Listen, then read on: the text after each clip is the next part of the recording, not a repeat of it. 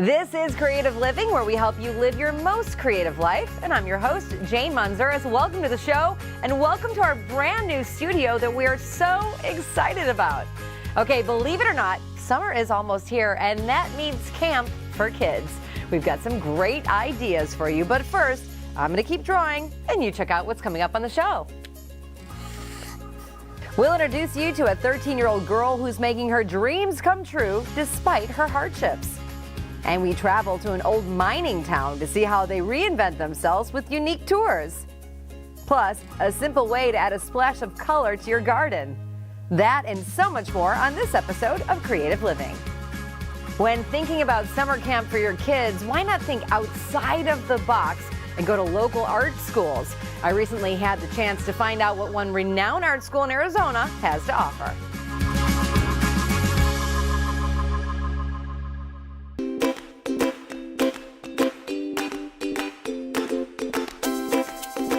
We're here at the Scottsdale Artist School to talk about summer camp, and with me is Trudy. Trudy, first things first, tell us about the Scottsdale Artist School. Well, the Scottsdale Artist School, we're actually one of the premier art schools in the country. We are a nonprofit. We have been here for 35 years, and we are dedicated to the artistic enrichment of the community, as well as developing the capabilities of artists and aspiring artists of all ages by teaching the fundamentals of fine art. What a beautiful hidden gem, I might even say. I love this. When we talk about summer camps, what kind of programs are you offering? Oh my gosh, for our youth, we have incredible summer camps. So they're a week long, and we have ages from 6 all the way through high school. We offer in the mornings, what they generally do is two-dimensional artwork, so that would be drawing, painting, pastel. In the afternoons, they do three-dimensional, which would be sculpture, working with clay. And then at the end of their one-week session, they put on a wonderful art show. Coming to an art school for summer camp, do the kids have to be really artistic? You know, no, they don't. And actually, you know, if they have an interest in art, that's, of course, you know, a plus. We're going to spawn that interest for sure. Kids are out of school for the summer. Why is it important to keep them engaged in activity during the summer months? Well, you know, kids actually experience something called summer learning loss. So it's really important that we keep their minds active as well as their bodies active during the summer months. But a lot of parents wouldn't think about going to an art class for summer camp. So why is art a good option? Well, art's a great option. You're using the creative side of the brain. So you're developing cognitive skills, you're developing spatial relationships, also even motor skills, you know, for the younger kids. And do you have scholarships that are available for kids? We do have scholarships. So we want everybody to be able to have the opportunity to attend our summer camp. And we actually offer classes all year round for the youth. Some of it is financial need-based, some of it is just based on merit. So we want everybody to be able to have the opportunity to attend. Thank you so much, Trudy. Oh, thank you, Jane. Absolutely. We'll see everybody here at summer camp. For more information about summer camps at the Scottsdale Artist School, just head to their website. Get ready to be impressed by this 13-year-old girl. She's turning her hardships into an inspirational message for others.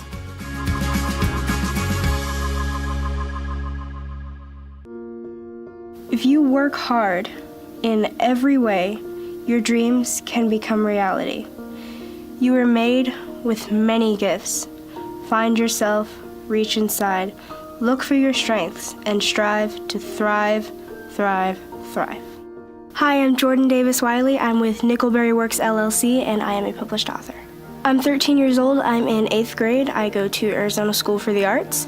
I am a singer. I'm in the choir of the Phoenix Girls Chorus. I like to play the piano and the flute, and I am a gymnast and soon-to-be volleyball player. I was sitting in my room, I had music playing in the background, and I was thinking about how I had a couple of rough years, thinking about how I did make it through my struggles. I was bullied a little bit, school was hard, I was trying to keep my grades up, I was trying to just get through it and just keep myself afloat, and I did. I made it through that with the help of my parents and their love and their support, and I was just thinking over and over about how I can do it. No matter, like, if anything gets in my way, I can I can push through it, and I wrote that song. Hold my hand, oh baby, it's a long way down to the bottom of the river. When I wrote the song, right after, I went into my mom and dad's room, basically running in there. I opened the door, I said, look what I did. I sat down there and I showed them, and the smiles on their faces made me feel really great, because my mom said to me that I think we can make this into a really good book. The book is called Dreamcatcher, and I wrote this to inspire young people to believe in themselves and know that they can catch their dreams. Well, this little girl in this book realizes that she can catch her dreams. We didn't give her a name because I wanted all the people out there who are reading my book know that it's not just one person, it's everybody who can catch their dreams. The book sort of ends with the girl sharing with others and a bunch of other little kids of all ethnicities and races, every gender, every sexuality, that they can and will do anything it takes to catch their dreams. I was picked on by girls for how I looked, how my hair was. It was just slight picking on, and I had to convince myself that I am who I am, and I should appreciate that. No one should have to go through bullying or not believing in themselves. Even the people who are bullying go through a lot. You have to think about it from everybody's perspective, because everybody goes through hardships and no one should have to go through that. I hope this book reaches out to everyone and touches their hearts, and so that they can know that even through the hardships of life and school and all the complications, that they can catch their dreams and they can do what they want to do with their lives. Be dream catchers. Okay, you want a fun and easy craft for the little ones? We'll grab some googly eyes, some rocks, and some glue and make pet rocks. And then you can have the kids name them. Stick around, there's more to come on Creative Living. If you're like me, you had Barbie dolls growing up. Wait till you see what one crafty lady does with this childhood favorite. And we have some tips on what to keep in the craft closet for your kids this summer.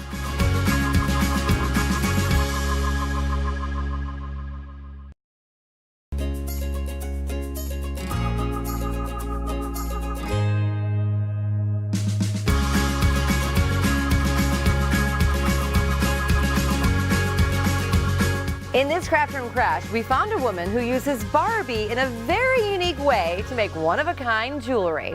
Let's get crashing.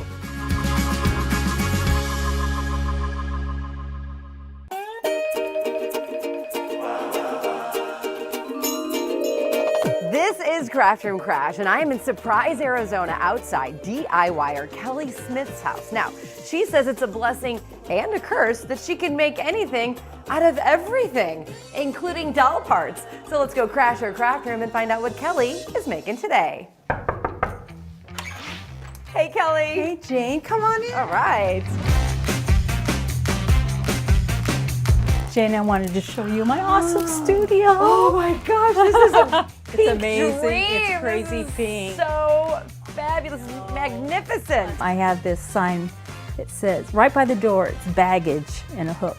And it's symbolic to me about leaving all my other stuff there at the door and going into the craft room. Jewelry that I've been making has been really fun and kind of a newer outlet for me. So what are we making today? Well, I'm going to cut head off of a Barbie and we're going to make a beautiful, glamorous necklace. She did say she can make anything. I'm in. The first thing you have to do is pick a Barbie. Oh, I love my Barbies. Wow. I mean, are you... Look at all these Barbies. I know. Very first thing with the Barbie I do is I pull off the head just like, You have to use a little bit of strength because sometimes they're hard to get off. And you did it, yay. Oh, I kind of feel bad. Okay, so I'm just going to cut around her head, right? Yeah, I'm just going to fill in the hollowness so that it won't squish down.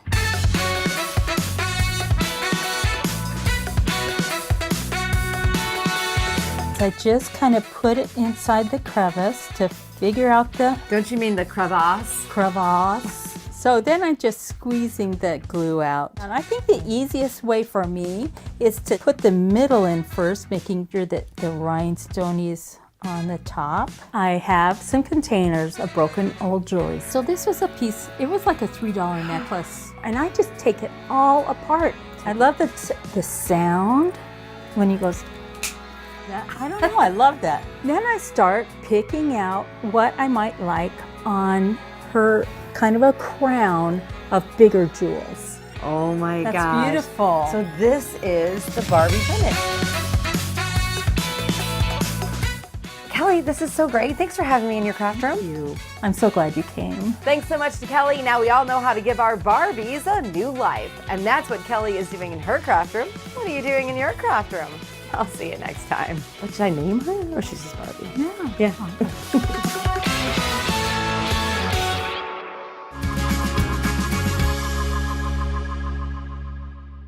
Well, the day is going to come this summer when your kids are going to say, hey, Mom, I'm bored. What can we do? Well, I've got some great ideas for you to have in your craft stash ready to go for those rainy days and I'm bored moments. So first, you need to have some popsicle sticks. These little versatile sticks can make almost anything. Add some glue, add some paint.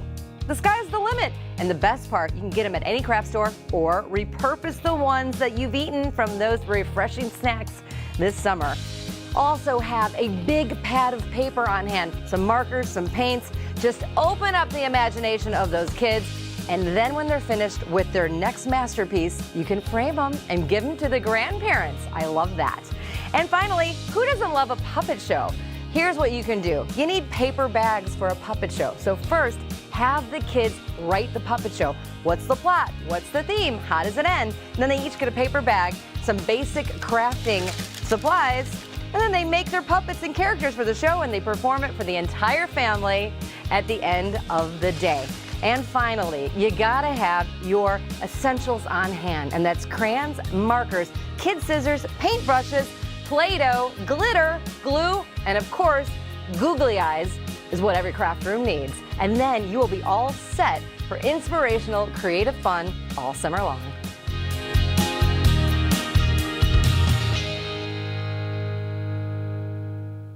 There's a lot more to come on Creative Living, so stick around. If you're looking to add some color to your garden this year, we've got the perfect thing for you. Plus, a trip to the historic mining town of Superior, Arizona.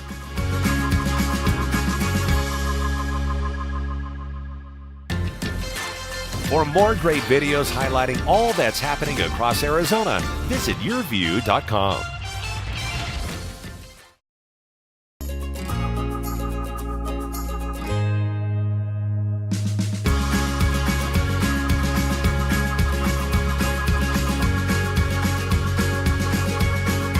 It's summertime and many people are inspired to get out in the garden.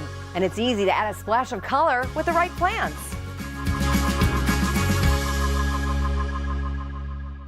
The summer season is here and it's time to get creative in the garden, and we can all use a little inspiration. So today I am with my flower fanatic friend Katie to help us out. Now Katie, what can we do to make our garden stand out from the rest of them on the block? Well, I think it's great to have a garden that's uniquely yours. So the best way to customize with color is to add colorful petunias to your outdoor living space. Why are petunias the best way to do that? Petunias are really still the most popular garden plant. They're widely available and very versatile for any sunny space. So whether you have a large patio or a rooftop garden or a small container, they can work well for you. And I love the variety of colors here. And I've seen petunias, so I know what they are. But when we talk about planting petunias, I can do a lot of things. I can make a lot of things. I'm not a great gardener. So are petunias easy for sort of an uneasy gardener like me? Petunias are super easy for even a beginner gardener. They make anyone look like a pro. They spread and trail from spring and through summer and fall with very little maintenance. So when we're planting petunias, how do we do it? What's our first step? First, you gotta find a sunny spot. At least 6 hours of sunlight is great, and then you choose your container. And you can go as creative or as low-key as you like. I've made this container because I like to DIY and decoupage. Would this size work, or does it have to be huge? For petunias, you wouldn't have that many flowers, but you'll have a great display and something unique for you. Make sure it has a drainage hole in the bottom so that water can run out throughout the season. Then you're gonna add your soil. All right. We've got our soil right here. Oh, do you want your gloves? Oh, that would be perfect. Yeah. You don't want to ruin your nails. We're gonna fill this pretty full, leaving just 1 inch from the top. I mean, I say I'm not really good at gardening, but I'm having a great time in the soil. Right. And you want to give your pot a little bit of shift every so often so you're getting all those air bubbles out and it's nice and settled at the bottom too. So what kind of soil do we have to use? Is there a special kind? Do I put fertilizer You don't in want it? to use topsoil, that's for sure. You want to make sure that you're using a good quality potting soil. It has a lot of almost like a nutrient charge in it already and a lot of great drainage so that it holds its moisture because containers can dry out pretty quick in the summertime. And then you're going to put your plants in. So you give the bottom of your container a little squeeze and then you pull it out and you can see the roots are already growing there. And you just make a little hole in your container and plant it down, push down a little bit and get all those air pockets out.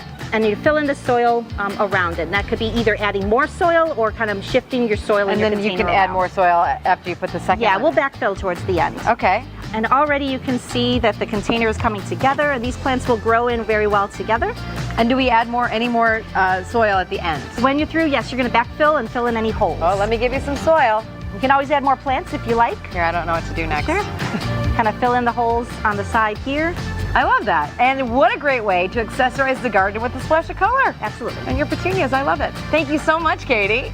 With a little inspiration and some imagination, we can all accessorize our outdoor spaces with a splash of color using petunias this summer season.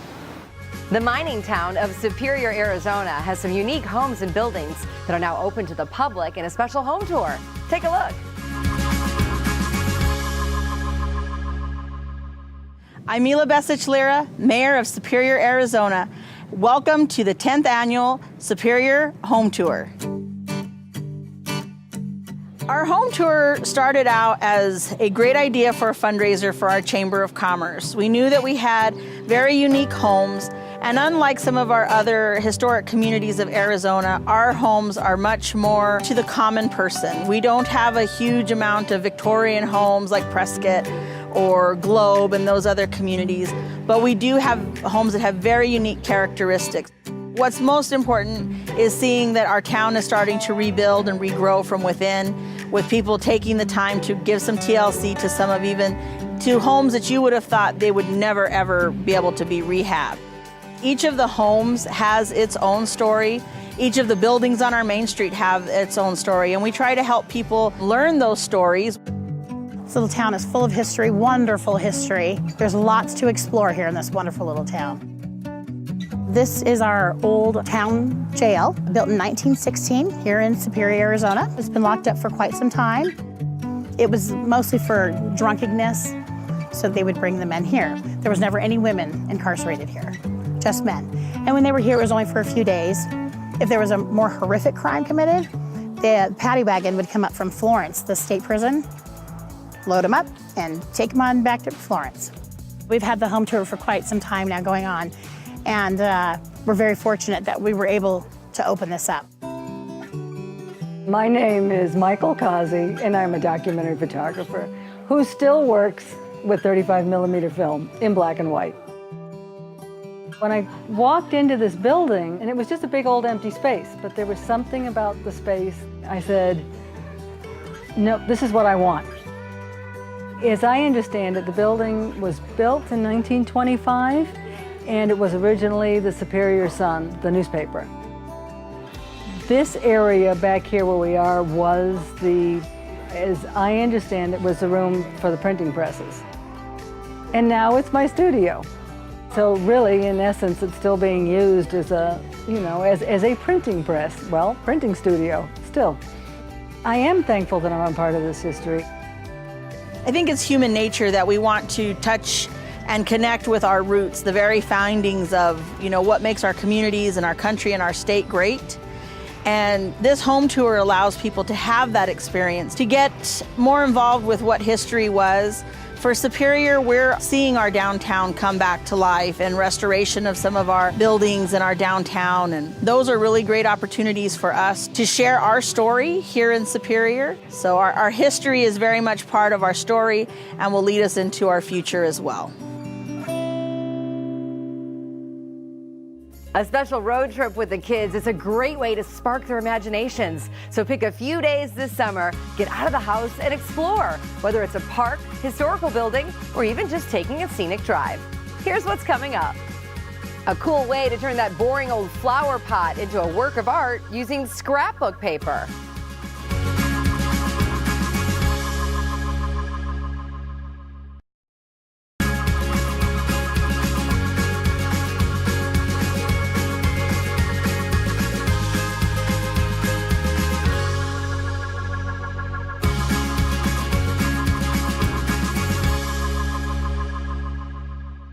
A great way to add more color to your patio this season is to create your own DIY flower pot using scrapbook paper. So dig out those pots, plants, and green thumbs, and let's get started.